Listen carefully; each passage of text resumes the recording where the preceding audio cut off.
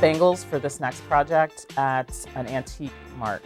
As long as they're about the same size, you can make your own sets of bracelets because you're going to cover them. In this case, I call this the Three Little Birds bracelet because I love the three little birds charms that I add to the finished set.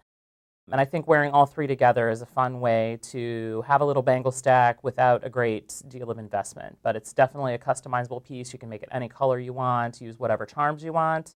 In my case, I used variations of pink ribbon and gray. I think those look fun together, but feel free, as I said, to do what you would like to with it. You can customize it to fit any outfit. The first bracelet, this one is what it looks like when one bracelet is finished. This is just a single strand of ombre pink thread. So all the color variation you see here is actually from the thread itself. That's a great, easy way to get that variation without worrying about having to retie knots or do anything like that.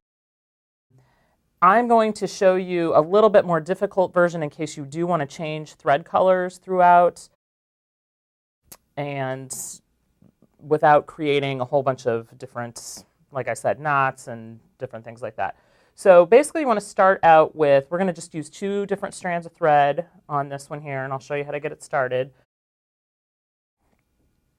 You're going to tie both of them together on to your bangle. You can tie it anywhere since there is no beginning or no ending to this bracelet. It's one solid piece of metal. Okay, so you tie that just nice and firmly. You want to have about 1 inch of tail. You're going to cover that as you go. Now you're going to pick which color you want to start with. Let's start with the gray just for fun. So you're going to hold the 2 end tails plus the pink, and then you're just going to wrap your gray around. You just kind of have to hold this in place a little bit as you get started. Once you actually get your knots, once you get your threads wrapped around a few times, this stops slipping around, so it gets to be easier. And there's really no right or wrong way to do this. You can stop and change colors anytime you'd like. I'm just going to go ahead and finish covering this little section right here. So then when you want to change to the pink, you simply take your pink strand as your working strand, put your gray strand back with the tails here, and then hold that tight, and then just start wrapping. Start wrapping with the pink. That's when you want to pay the most attention, is when you're changing colors. You want to get those nice.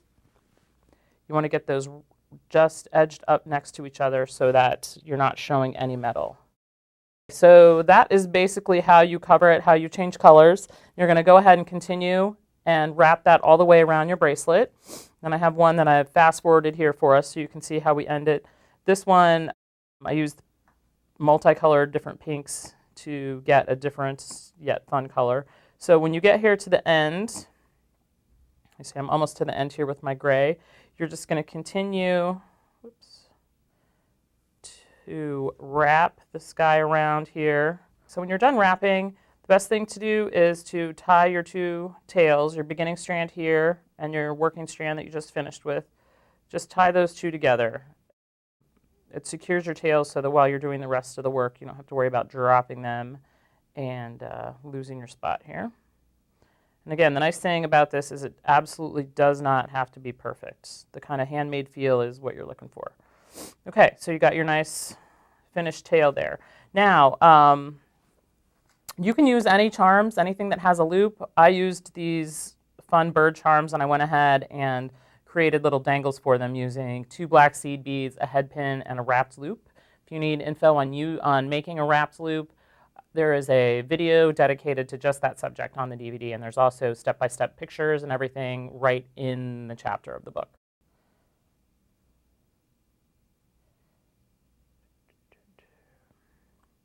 So just slide your charm onto your embroidery floss here.